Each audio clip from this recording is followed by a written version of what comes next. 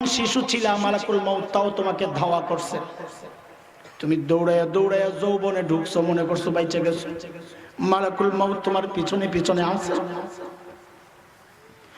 তুমি কৈশোর থেকে যৌবনে গেছো, মালাকুল মউত পিছনে আছে। যৌবন থেকে বার্ধক্যে ঢুকছো, এখন যাইবা কই? আর কই যাইবা? মাঝে মধ্যে আয়নায় যখন সাদা দাড়িগুলা দেখি, কলিজাটা মুচড় দিয়া ওঠে, আরে মাহবুব এখন যাবো কই? বুড়া তো হয়ে গেছে, পালানোর তো আর কোনো জায়গা নাই। যৌবনটা কি করলাম? কিছুই তো করতে পারি নাই। কি পেশ করবো আল্লাহর কাছে? নাজাত পাওয়ার জন্য এমন কোন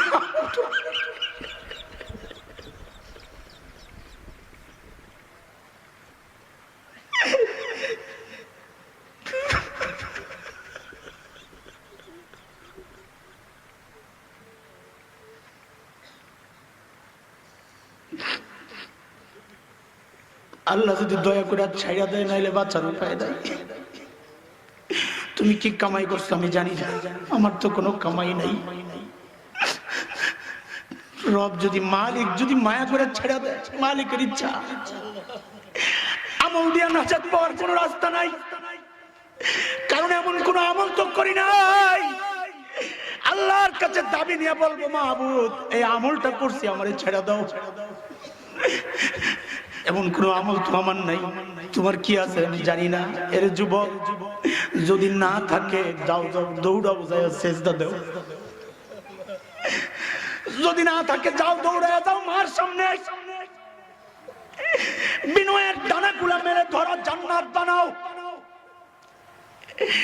এ মাদ্রাসার ছাত্র, কত কিছু শিখতেছো, তুমি তো এই কাজ করো না আমি জানি। যাই টুপিটা খুইলা মার সামনে ধরো।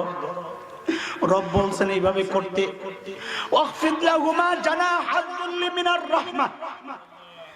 মা বাবার সামনে বিনয়ের ডানাগুলো মেলে ধরো। মার হাতটা বড় তোমার মাথার মধ্যে পুইছা দেওয়ার জন্য। বাবাকে বলো মাথাটা পুইছা।